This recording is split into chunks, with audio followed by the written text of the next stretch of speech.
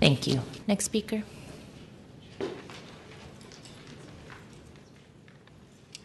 Thank you for hanging in there. Hi, my name is Wendy Tetstu. I've voted for compost, but I do not support this legislation.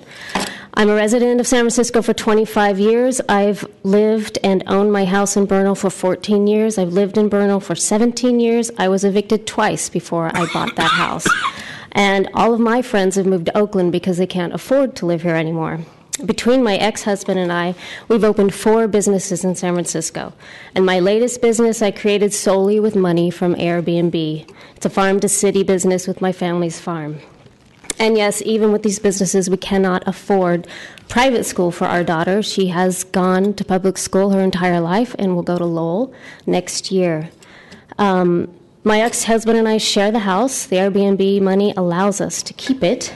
We nest with our daughter so we can rotate there while she stays in the house and goes to school. We rent the house in the summer and once a month at about 160 to 200 days a year. Without Airbnb, it'd be impossible for us to have this arrangement and for me to survive in this overpriced city. It's allowed us to start a college fund because without it, our daughter wouldn't have one. For me to start my business, it's the only income I have right now until the business gets rolling.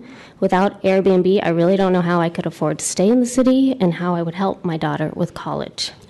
She's 14 and plans on taking over the Airbnb when she goes to college and plans on staying in the house and Airbnb-ing it.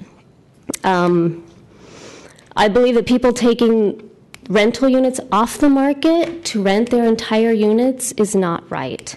And it's not in the spirit of Airbnb, and that's not what I'm doing. We would never put our house into the rental market.